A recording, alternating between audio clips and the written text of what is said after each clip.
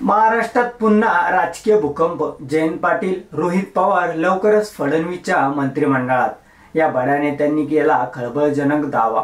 काय आहे हा दावा आपण संपूर्ण या चॅनलच्या माध्यमातून बघणार आहोत। चला तर मी सचिन नाईक आणि तुम्ही बघत आहात आपली राजनीती चॅनल। विधानसभा निवडणुकीतील दमदार कामगिरीनंतर अजित पवारांच्या राष्ट्रवादीकडे अनेक नेत्यांची ओढ वाढला आहे। यात शरद पवारांच्या पक्षातील काही नेते मंडळी रांगेत असल्याची चर्चा आहे। अशातच खुद पवारांनी दोन्ही राष्ट्रवादी एकत्र येणार असल्याची चर्चांना हवा देताना हा निर्णय अजित पवार आणि सुप्रिया सुळे यांनी घ्यायचा असल्याचं सांगितलं। आता याच दरम्यान ओबीसी नेते व आंदोलक लक्ष्मण हाके यांनी सर्वात मोठी खळबळ उडवून देणारा दावा केला आहे। ओबीसी समाजाचे नेते व आंदोलक लक्ष्मण हाके यांनी सोमवारी पंढरपुरात माध्यमांशी संवाद साधला। त्यावेळी त्यांनी दोन्ही राष्ट्रवादीविषयी मोठं विधान केलं आहे। ते म्हणाले की दोन्ही राष्ट्रवादी एकत्र असल्याची चर्चा जरी आज सुरू असल्या तरी ते कायम एकच होते। येत्या काळात केंद्रात सुप्रिया सुळे आणि राज्यात जयंत पाटील व रोहित पवार हे मंत्री झालेले दिसतील असा दावा ओबीसी नेते लक्ष्मण हाके यांनी केला। लक्ष्मण हाके म्हणाले की रोहित पवारांना मंत्रिमंडळात येण्यास फडणवीस जरी उत्सुक नसेल तरी पंतप्रधान नरेंद्र मोदी, अमित शहा आणि थेट शरद पवारांचा हा निर्णय असल्याचं, फडणवीस यात काही करू शकत नसल्याची खोचक टिप्पणी हाके यांनी यावेळी केली। पण वरिष्ठ पातळीवर हा निर्णयांचा थेट फटका छगन भुजबळ, गोपीचंद्र पडळकर अशा राज्यातील ओबीसी नेत्यांना बसणार आहेत। तसेच भाजपचे फक्त मत मिळवण्यासाठी ओबीसी नेत्यांना वापर केल्याचा आरोपी लक्ष्मण हाके यांनी केला।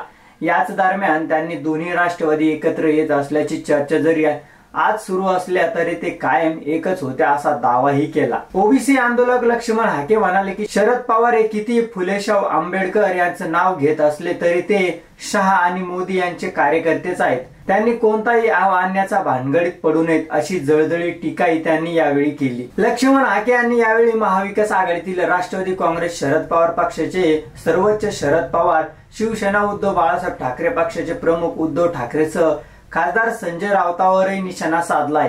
ते म्हणाले की गेल्या 10 वर्षात दोन्ही पवार अमित शहांच्या दारात किती वेळा जातात हे महाराष्ट्राला माहित आहे। ते विमानाने जातात की अजून कशाने कुठे भेटतात हेही महाराष्ट्र जाणतो। संजय राऊत यांनी आता आत्मचिंतन करायची वेळ असल्याची हाके यांनी म्हटलं। लक्ष्मण हाके यांनी यावेळी उपमुख्यमंत्री एकनाथ शिंदे यांच्या नेतृत्वातील शिवसेना पक्षाला भवितव्य नसल्याची टीका हाके यांनी केली। ते म्हणाले की ठाकरे यांनी पुन्हा शिवसेनेची मूळ लाईन दूर केलेल्या ओबीसी समाजही पुन्हा त्यांच्याकडे परतण्याची शक्यता त्यांनी यावेळी बोलून दाखवली। शरद पवार यांनी काही दिवसांपूर्वी इंडिया एक्सप्रेसला दिलेल्या मुलाखतीत दोन्ही राष्ट्रवादी एकत्र येण्याची चर्चेवर महत्वपूर्ण भाषण केलं। दोन्ही राष्ट्रवादीने भविष्यात एकत्र यायचं की नाही हे नव्या पिढीतील नेतृत्वानं ठरावं। मी आता या निर्णय प्रक्रियेतून काहीसा बाजूला झालो आहे, पण आमची मंडळी विविध पक्षात विभागली असली तरी विचाराने एकत्र आहेत। आमचे दिल्लीतील खासदारही एकाच विचाराने बांधले गेल्याचे त्यांनी यावेळी म्हटलं होतं। तसंच राज्यातील आमच्या काही आमदारांना असं वाटतं मतदारसंघातील विकास कामे करून घेण्यासाठी अजित पवारांसोबत गेलं पाहिजे,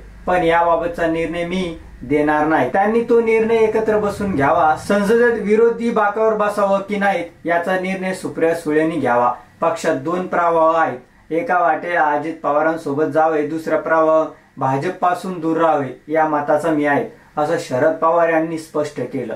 तर तुम्हाला काय वाटतं हे आमच्या चॅनलच्या कमेंट बॉक्स मध्ये नक्की कळवा आणि व्हिडिओ आवडला असेल तर चॅनलला लाईक आणि सबस्क्राईब करा। धन्यवाद।